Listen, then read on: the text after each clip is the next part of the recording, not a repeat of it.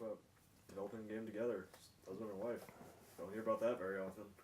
Well, I mean, it sort of takes the whole like business and family balance and throws it into just one pot, and it's just family and business and family and work, and there's no line. There's no. It's like, oh, we blur the lines between family and work. There's no line. Like, we will be making breakfast and talking about, haunted things. I mean, like, it's just, we take care of the kids. We go out for walks and we'll workshop a scene, literally pushing the babies around the neighborhood.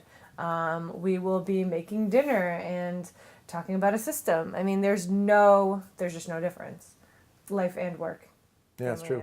Yeah, it's good and bad. I mean, you think about there's always something that we're moving on. There's always something that we're iterating on or collaborating on. And so if we're if I'm taking Liam to hockey and you're out taking the baby somewhere, an appointment or whatever, there's a lot of time in our days that I think go wasted, waiting for things and all that sort of thing. And so one of the things that Amanda's been really successful at, and I think is maximizing that time and finding a way to, to structure things such that you seize every opportunity. We can't afford downtime. Yeah. We just can't. I mean, we have 4 children right. and a home business, and it's all lumped together. Right. So, I mean, even in the shower, I could be planning a scene or, breaking down, the tasks we need to do that day. We don't have the luxury of like, what should we do?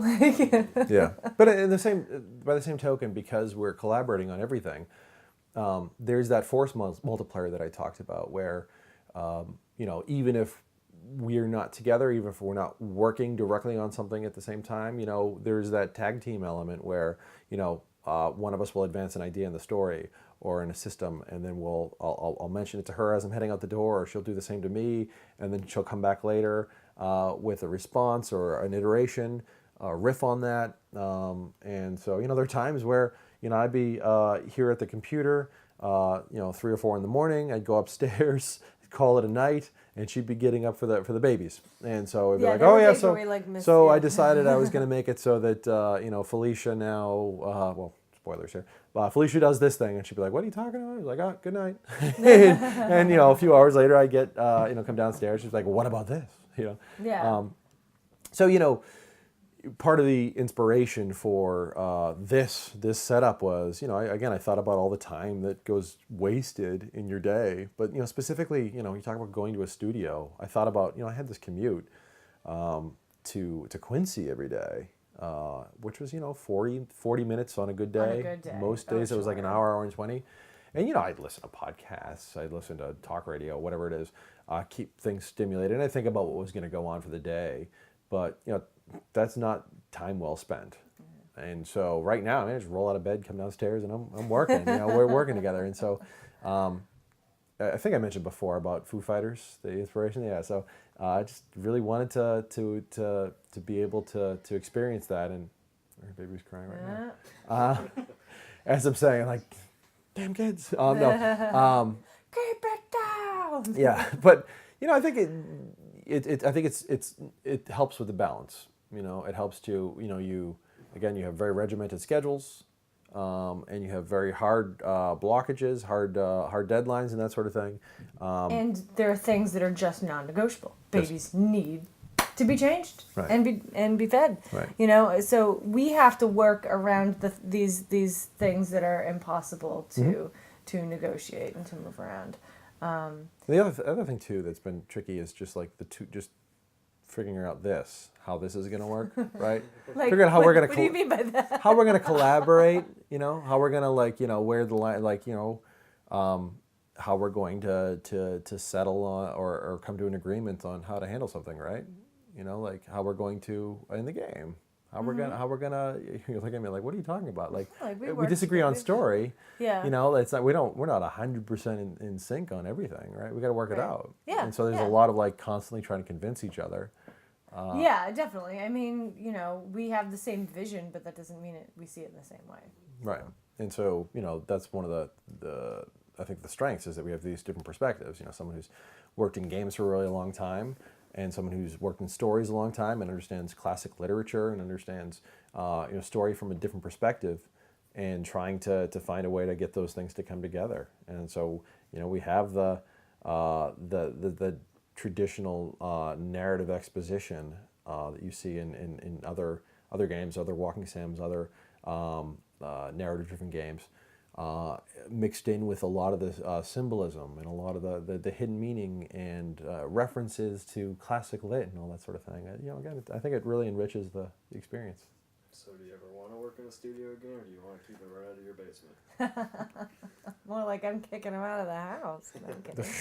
No, I mean, so are you saying, like, what do you see as the future of the deep end, or? I guess, like, a change of environment, like, is this where you want to be developing games? Is, like, right in your home, right in the middle of it, or do you want to have a separation between home? Okay, that's a good question. I would answer by saying the season of your child's young life is so short that right now being home is the best because they are so small. Just 2 weeks ago I was saying, wow, when he's my youngest, like our last baby is going to be walking soon, and she's walking now. So 2 weeks ago I had a baby that didn't walk, and now I have a toddler. You see how quickly things change? And we have an interesting luxury. We have 2 sets of children. We have our older set who are 7 and 9, and we have new babies, 1 and 2. So looking at our big kids and going, oh my God, they're huge. They read the same book. Like Liam is a brilliant reader. He reads books that like I can read. And like, wow. I feels like yesterday, they were as small as Winnie and Ronan. And that perspective is almost a little bit frightening. Like, I don't want to miss anything. Sure. So I mean, there are definite advantages to having an office space, and I think obviously like that collaboration is one of them. But yeah, I agree. I don't want to miss anything. So I think that what we're planning is bigger in scope, but I think that a lot of the people we collaborate with, they have their own families as well, and so everyone talks now in the industry about work-life balance, and everyone's different. Everyone has their different approach. I just don't want to force anyone to say like, here is the right answer. I think that's not healthy. That's not going to be conducive to getting to the right answer. And so, if we do wind up getting the kind of support that we want for perception, and then for the next thing, we may open up a space where we can have a core of people. I may or may not, I may change how frequently I'm there depending on what's going on in life. But I think that's one of the exciting things about running the show here, is that we're going to find what's right for us and what's right for the game. And what's right for right now. Like right now, we have 2 under 2. And I don't want anybody else to be with them full time right now. But I also want to work and be creative because, I have to be. That's just part of my person. I have to be working on something. I have to have a creative outlet. Yeah. So, absolutely. And Bill's the same way. Like, even when, I don't slow down, really. Like, I don't. When I had my first child, Liam, who's going to be 9, that's when I started writing. It was because I had this strange time of day where I couldn't clean because anything would wake him up.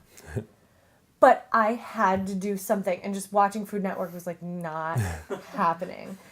So I started to write, and I started to write more. And like by the end of my maternity leave, I had at least 1 book, if not more. Mm-hmm. And so that really like kept me sane. And for the years that I wasn't teaching and was just at home with the kids while he was still at Irrational, nap time was story time for me.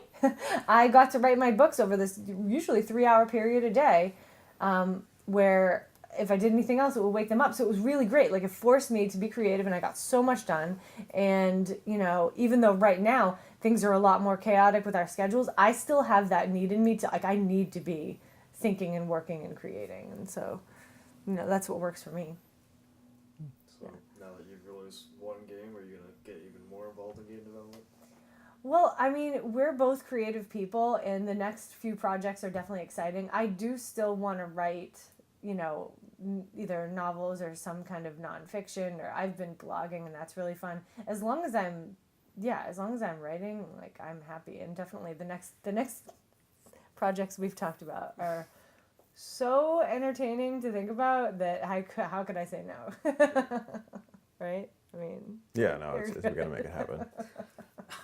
I feel bad. I feel like we're teasing people. Yeah. Just a little bit. While I was listening to Bill's answer, I was sitting there nodding, and I was thinking that nothing worth doing is easy.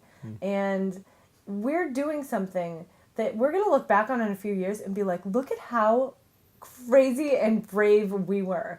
We had this tiny, we had these tiny people and this growing family, and we decided to do the craziest, most brave, insane thing, and we did it. We did what a lot of people just think about doing, and we did not have the right life circumstances for it, but we did it anyway because we wanted to, right. And it was the right thing, and it's still kind of I still kind of feel proud of us, look what we did under the circumstances we did them. Most sane people would be like, that's interesting. Let's table it for when the kids are in college. Right. No. Well, it's like Cassie. You don't like being told no, right? Right. Being told you can't do something, right? I think we channeled that into. And I feel like people, if they knew what we were plotting years in advance, would be like, "Oh no, that's a terrible idea. We just didn't tell them. We just did it." Yeah. That's the key. Just go and do it. You're thinking about it. Yeah, I mean that was like I was saying before. That's exactly it. There are so many times where I tend to get analysis paralysis, right? And I'll be like, well.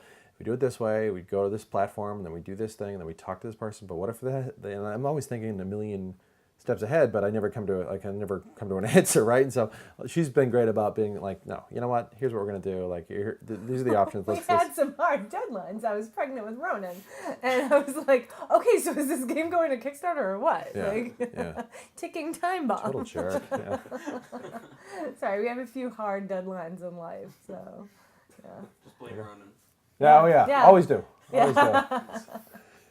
He's so cute. Like this game is because of you. Yeah. And Winnie, you're here because of this game. Cute. Yeah. Craziness. That wraps it up. Yeah. Fun. Thank you. Kiss. Aw. So we talk so much about family in this, family's everything, and we couldn't have done any of this without my mother, Nancy. She is invaluable on this project. We even named an achievement after her, and she's been so awesome with the babies and just bringing over food and just helping Perception in every way possible. So yeah, this project's all about family. Yeah. Love my mom. There's nothing I don't do to entertain. I've worn Batman underpants on my head. I speak Minion. I grab babies all day. I let them pull all what's left of my hair out. So yeah, I'm the Magi of the year. Woo-hoo! Yeah, she's the ultimate.